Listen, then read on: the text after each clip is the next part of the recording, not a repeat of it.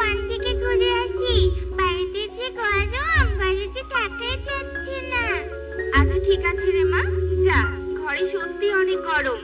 এই গরমে ঘরে যে একটা ফ্যান লাগাবো সে সামর্থ্য যে আমার নেই। যা, বন থেকে একটু ঘুরে আয়, তাহলে তোর শরীরটা একটু ঠান্ডা হবে। আচ্ছা ঠিক আছে মা, তাহলে আমি বনে যাচ্ছি।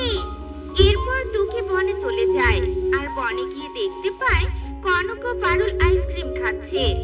কানক পারুল, তোরা আইসক্রিম খাচ্ছিস? কিন্তু তোরা আইসক্রিম কোথায় পেয়েছিস? হ্যাঁ রে টুকি, আমরা আইসক্রিম খাচ্ছি। তোতা আঙ্কেলের দোকানে অনেক আইসক্রিম তুলেছে। আমরা তোতা আঙ্কেলের দোকান থেকে আইসক্রিম নিয়ে এসেছি। তোরও খেতে ইচ্ছে করছে নাকি? হ্যাঁ, আমারও খুব আইসক্রিম খেতে ইচ্ছে করছে। আমাকে একটু আইসক্রিম খেতে দিবি? আমি আইসক্রিম কিনেছি কি তোকে দেওয়ার জন্য? তুই আইসক্রিম কিনে খেতে পারিস না? অবশ্য তোকে আর কি বলবো, তোরা যে গরিব, আইসক্রিম কি করে কিনে খাবি? যা তো যা দেখি এখান থেকে। আমাদের আইসক্রিমে একদম লোভ দিবি না, এই বলে দিলাম। তুই এভাবে বলছিস কেন কানক? আমি তোর আইসক্রিমের লোভ দিব কেন বলতো? লোভ দিতেও পারিস, কারণ তুই তো টাকা দিয়ে আইসক্রিম কিনে খেতে পারবি না, তাই বললাম আর কি। কনকের মুখে এমন কথা শুনে টুকি অনেক কষ্ট পায় আর কাঁদতে কাঁদতে বাড়িতে চলে যায়। মা টুকি, কি হয়েছে তোর? তুই এভাবে কাঁদছিস কেন? মা, কানক তো আইসক্রিম খাচ্ছিল, আর আমি একটু আইসক্রিম চেয়েছি বলে কানক আমাকে কত কথা শোনালো জানো? কাঁদিস না মা টুকি, আমরা তো গরিব, ওদের মতো টাকা যে আমাদের নেই, তাই তো এই গরমেও তোকে একটা আইসক্রিম কিনে খাওয়াতে পারি না রে মা। তবে তুই কষ্ট পাস না, আমি কাজে ভালো টাকা পেলে তোকে আইসক্রিম কিনে খাওয়াবো, কেমন? তুমি সত্যি বলছো মা? তুমি আমাকে আইসক্রিম কিনে খাওয়াবে? হ্যাঁ রে মা, আমি সত্যি বলছি। এখন তো একটু কান্নাটা থামা। টুনির মুখে এমন কথা শুনে টুকি অনেক খুশি হয়ে যায় আর কান্না থামিয়ে নেয়। ইগলি দিদি, তোমাকে একটা কথা বলতে চাই। কি কথা রে টুনি? দিদি, আসলে আমার অগ্রিম কিছু টাকা লাগতো। টুকি আইসক্রিম খাওয়ার জন্য খুব জেদ করছে। সে কি কথা? এখনো মাস পুরো হওয়ার তো বেশ কিছুদিন বাকি আছে। তার আগে তুই আমার কাছ থেকে টাকা চাইছিস? আমি তোকে অগ্রিম কোনো টাকা দিতে পারবো না। তোরা তো গরিব পাখি, তোর মেয়ের আবার আইসক্রিম খাওয়ার স্বাদ জাগে কেন? হ্যাঁ? ইগলির মুখে এমন কথা শুনে টুনি আর কিছু না বলে কাজ করতে শুরু করে। আর কাজ করা শেষ হলে টুনি খালি হাতে বাড়ি ফিরে যায়। এ কি মা, তুমি খালি হাতে বাড়িতে ফিরলে যে? আমার আইসক্রিম কোথায়? মারে, তোর জন্য আইসক্রিম নিয়ে আসতে পারিনি রে মা, তুই কষ্ট পাস না। তার মানে তুমি মিথ্যে কথা বলেছিলে? আমি বুঝে গেছি তুমি আমাকে কখনো আইসক্রিম খাওয়াতে পারবে না। তুমি শুধু শুধু আমাকে মিথ্যে কথা বলো। আমি আর তোমার কোনো কথাই শুনবো না। এসব কথা বলে টুকি অনেক কাঁদতে থাকে আর কাঁদতে কাঁদতে টুকি ঘুমিয়ে পড়ে। আর টুনি একা একাই বলতে থাকে, মেয়েটা আমার ভীষণ কষ্ট পেয়েছে। আমি এমনই এক হতভাগী মাঝি, সামান্য একটা আইসক্রিমও কেনার যে আমার সামর্থ্য নেই। আর যদি টোনা বেঁচে থাকতো তবে মেয়েটার কোনো কিছুরই অভাব হতো না। টুনি এসব কথা ভেবে অনেক কাঁদতে থাকে আর কাঁদতে কাঁদতে কখন ঘুমিয়ে পড়ে সে নিজেও বলতে পারে না। অন্যদিকে টুকি ঘুমের মধ্যে দেখতে পায়, আইসক্রিম নিয়ে যাও, আইসক্রিম, গরমে মজার মজার আইসক্রিম, একদম বিনামূল্যে, বিনামূল্যে। ও মা, ওই ঠাম্মিটা বিনামূল্যে আইসক্রিম বিক্রি করছে। তাহলে তো একটা আইসক্রিম খেতে হয়। ঠাম্মি, আমাকে একটা আইসক্রিম দাও দেখি। ঠিক আছে দিদি ভাই, আমি তোমাকে আইসক্রিম দিচ্ছি। তুমি আবার আমার কাছ থেকে আইসক্রিমের টাকা চাইবে না তো? না রে দিদি ভাই, চাইবো না। এই নে তোর আইসক্রিম। এরপর আইসক্রিম নিয়ে টুকি খেতে থাকে। হ্যাঁ হ্যাঁ, আইসক্রিমটা কি মজা! আমি এমন আইসক্রিম কখনো খাইনি। মা টুকি, এসব তুই কি বলছিস? আইসক্রিম কোথায় পেলি? একে আইসক্রিম কোথায়? আমি তো বিছানায় শুয়ে আছি। তার মানে আমি স্বপ্ন দেখছিলাম। মা, তোমার জন্য আমি শান্তি করে স্বপ্নটাও দেখতে পারলাম না। তোমার সাথে আমি আর কথাই বলবো না। এ কথা বলে টুকি বাড়ি থেকে বেরিয়ে যায় আর বনে গিয়ে একটা গাছের ডালে বসে পড়ে। একে এই ঠাম্মিটাকে তো আমি স্বপ্নে দেখেছিলাম। তাহলে এই ঠাম্মি এখানে এলো কি করে? তার মানে কি আমার স্বপ্ন সত্যি হবে? তাই হবে হয়তো। আমি বরং ঠাম্মির কাছে যাই আর একটা আইসক্রিম খেয়ে আসি। কি রে দিদি ভাই, তুই আইসক্রিম খাবি? আমার কাছ থেকে আইসক্রিম নিলে কোনো টাকা দিতে হবে না রে। হ্যাঁ ঠাম্মি, আমি আইসক্রিম খাবো। আমাকে একটা আইসক্রিম দাও। এরপর মিনু বৃদ্ধা টুকিকে একটা আইসক্রিম দেয় আর টুকি আইসক্রিম নিয়ে খাওয়ার সাথে সাথে অজ্ঞান হয়ে যায় আর মিনু বৃদ্ধা একটা ডাইনির রূপ ধারণ করে। অনেক দিন পর একটা পাখির ছানা ধরতে পারলাম। এই ছানাকে আমি আমার আইসক্রিম ঘরে নিয়ে যাব আর মজা করে কচি পাখির ছানার মাংস খাবো।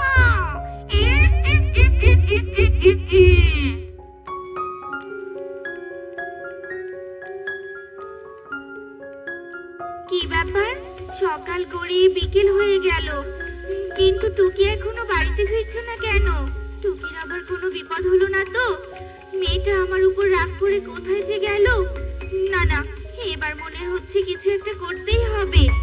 এসব কথা ভেবে টুনি বনের দিকে চলে যায় আর টুকিকে খুঁজতে থাকে, কিন্তু টুনি টুকিকে কোথাও খুঁজে পায় না। তাই টুনি তান্ত্রিকের কাছে যায়। তান্ত্রিক বাবা, দয়া করে আমাকে সাহায্য করুন। আমি যে আমার মেয়েটাকে কোথাও খুঁজে পাচ্ছি না, কোথাও খুঁজে পাচ্ছি না। কাঁদিস না মা, কাঁদিস না। আমি দেখছি তোর মেয়ে কোথায় আছে।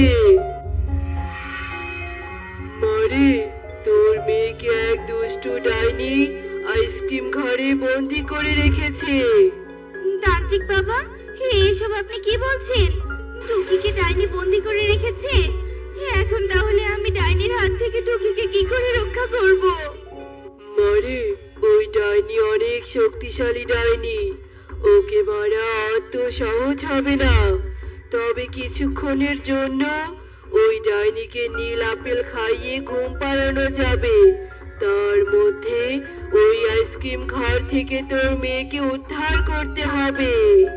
কিন্তু নীল আপেল আমি কোথায় পাবো? আমি তোকে সেই নীল আপেল দিব রে মা, তুই কোনো চিন্তা করিস না। ডাইনিকে নীল আপেল খাওয়ানোর সাথে সাথে ডাইনি ঘুমিয়ে যাবে, আর তখনই যা করার তোকেই করতে হবে। এরপর তান্ত্রিক টুনিকে নীল আপেল দেয় আর নীল আপেল নিয়ে টুনি আইসক্রিম ঘরের উদ্দেশ্যে রওনা দেয়। আর উড়তে উড়তে টুনি আইসক্রিম ঘর পেয়ে যায় আর আইসক্রিম ঘরে প্রবেশ করে টুনি দেখতে পায় ডাইনি টুকিকে খাওয়ার জন্য এগিয়ে যাচ্ছে। দাঁড়াও ডাইনি, তুমি এক্ষুনি ওকে খেও না।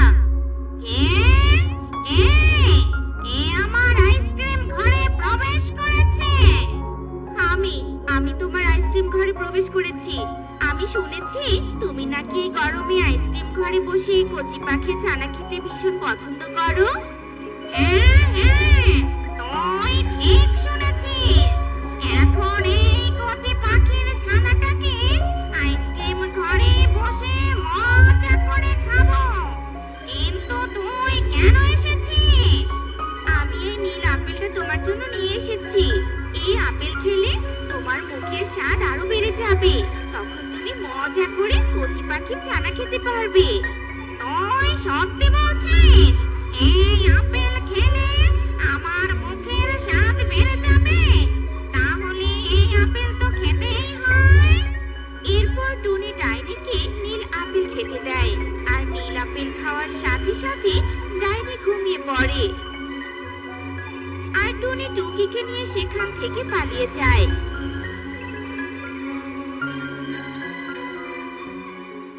মা, তুমি আমাকে ক্ষমা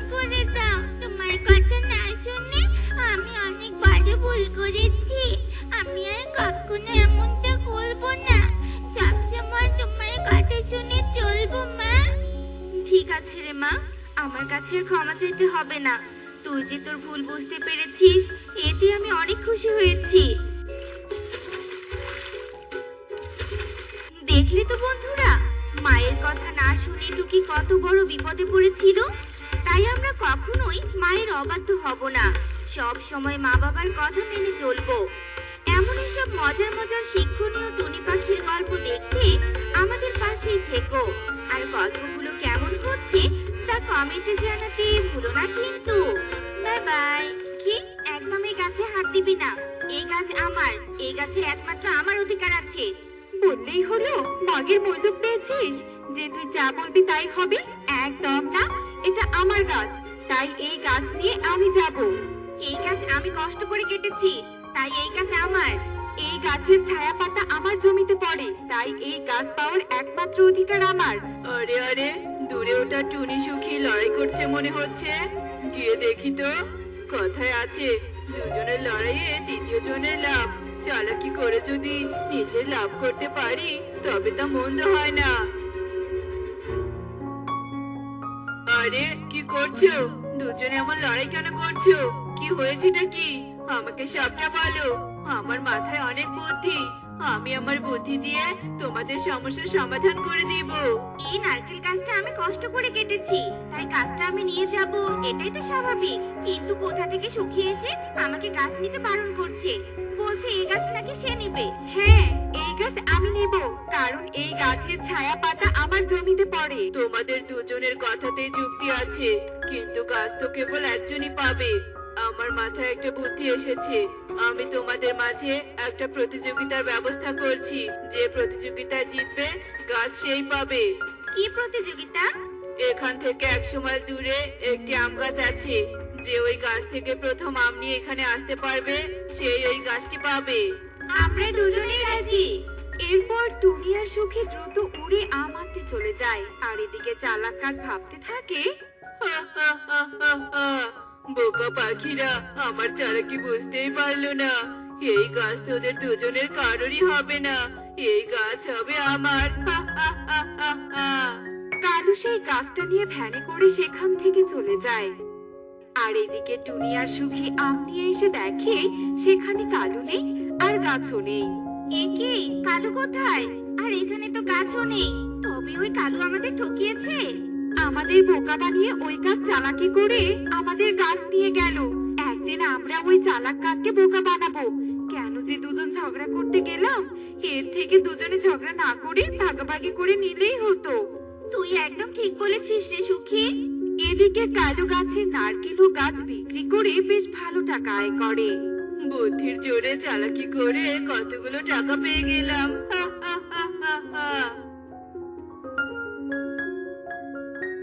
আরে কবুতর, এত কষ্ট করে জমিতে চাষ করছিস, একদম তো ঘেমে গেছিস। হ্যাঁ রে, আজকে অনেক খাটুনি গেছে। বন প্রধানে জমি চাষের দায়িত্ব দিয়েছে, সন্ধ্যার মধ্যে চাষের কাজ শেষ করতে হবে। একটু পরেই তো সন্ধ্যা নামবে, আর বন প্রধানও এখানে আসবে। কালু, বুদ্ধি খাটিয়ে একটা চালাকি বের কর। কবুতর, তুই তো একদম ক্লান্ত হয়ে গেছিস, তোকে দেখে একদম বিধ্বস্ত লাগছে। তোর বিশ্রামের প্রয়োজন। যা, তুই ওই গাছটার নিচে শুয়ে বিশ্রাম নে, বাকি কাজ আমি করে নিচ্ছি। তুমি কি ভালো কালু দাদা, যাই একটু বিশ্রাম নেই। এরপর কবুতর একটা গাছের নিচে বসে বিশ্রাম নিতে থাকে, আর এদিকে কালু নিজের শরীরে জল ও কাদা ভালো করে মেখে নিয়ে কাজ করতে শুরু করে। এদিকে কিছুক্ষণের মধ্যেই সন্ধ্যা নেমে আসে, আর সেখানে বন প্রধানও এসে হাজির হয়। এ আমি কি দেখছি? কবুতর পড়ে পড়ে ঘুমাচ্ছে আর কালু কাজ করছে। কি আর বলবো বন প্রধান মশাই, আসলে কবুতর খুব অলস, তাই সে আমাকে দিয়ে কাজ করিয়ে নিয়েছে। ও তো আমার বন্ধু, তাই ওর কাজে সাহায্য করছি আর কি। সারাদিন তো আমি একা হাতে জমি চাষ করেছি। তুমি যেহেতু সব কাজ করেছো, তাই এই সব টাকা তোমারই পাওনা। এরপর বন প্রধান সব টাকা কালুকে দিয়ে দেয়। এদিকে কবুতরের ঘুম ভেঙে যায়। এ কি বন প্রধান মশাই, আপনি সব টাকা কালুকে দিলেন যে, আমার পারিশ্রমিক কোথায়? অলস পাখি একটা, সারাদিন অলসতা করে কাটিয়েছিস। একা হাতে কালুই জমি চাষ করেছে, তাই এই টাকা তো কালুরই পাও না। প্রধান মশাই, সারাদিন আমি জমি চাষ করেছি, কালু তো কিছুক্ষণ আগে এখানে এসেছে। সে আমি নিজের চোখেই সবটা দেখেছি, আমাকে আর কিচ্ছু বলতে হবে না। তোকে আর কাল থেকে কাজ করতে হবে না, আমার সব কাজের দায়িত্ব আমি কালুকে দিলাম। এই বলে বন প্রধান সেখান থেকে চলে যায়। আর কবুতর কাকের এই চালাকির ব্যাপারে সবটা বুঝতে পারে। আমি সবটা বুঝতে পেরেছি, তুই চালাকি করে আমার সব টাকা নিয়ে নিলি, তাই না? আমার বুদ্ধির কাছে তোরা সবাই হার মানতে বাধ্য। কিভাবে তোর পরিশ্রমের টাকা আমার হলো? হা হা হা হা হা। যা হাসার হেসে নে, একটা কথা কান খুলে শুনে রাখিস, অতিরিক্ত কোনো কিছুই ভালো নয়। তোর এই চালাকি একদিন তোর সর্বনাশ ডেকে আনবে। এই বলে কবুতর সেখান থেকে চলে যায়। আর এদিকে কালুও তার কথায় গুরুত্ব না দিয়েই সেখান থেকে চলে যায়। ধীরে ধীরে বনের সবাই কাকের চালাকির ব্যাপারে জানতে পারে, তাই কেউ আর কাকের কথায় বিশ্বাস করতো না। এই বনের বোকা পাখিরা দেখছি অনেক চালাক হয়েছে, কেউ তো আমার কথার ফাঁদে পা দিচ্ছে না, সবাই আমাকে অবজ্ঞা করছে। কালু, এবার তোকে অন্য পথ বেছে নিতে হবে। একদিন কালু বনের ভিতরে যখন ঘুরে বেড়াচ্ছিল, তখন এক গুহার ভেতরে সে এক তান্ত্রিককে দেখতে পায়। বানর, তুই যা করেছিস তা অন্যায় করেছিস, তাই এর শাস্তি তোকে পেতেই হবে। জাদুর লাঠি, এক্ষুনি এই বানর পিঁপড়ে হয়ে যাক। তা দেখে তো কালু ভীষণ অবাক হয়ে যায়। তবে তুই তান্ত্রিকের কাছে অনেক শক্তি রয়েছে, যে করেই হোক এই তান্ত্রিকের কাছে আমাকে থাকতে হবে, আর তার থেকে সব শক্তি আমাকে নিতে হবে। তান্ত্রিক বাবা, আমি এক অসহায় পাখি, এ পৃথিবীতে আমার কেউ নেই, তাই আমি আপনার চরণে একটু ঠাঁই চাই। আজ থেকে আপনি আমার গুরু, আর আমি আপনার শিষ্য। দয়া করে আমাকে ফিরিয়ে দিবেন না, আমাকে আপনার চরণে একটু ঠাঁই দিন বাবা, ঠাঁই দিন। আচ্ছা আচ্ছা, ঠিক আছে, আজ থেকে তুই এখানেই থাকবি। এরপর থেকে কালু তান্ত্রিকের সাথে থাকতে শুরু করে।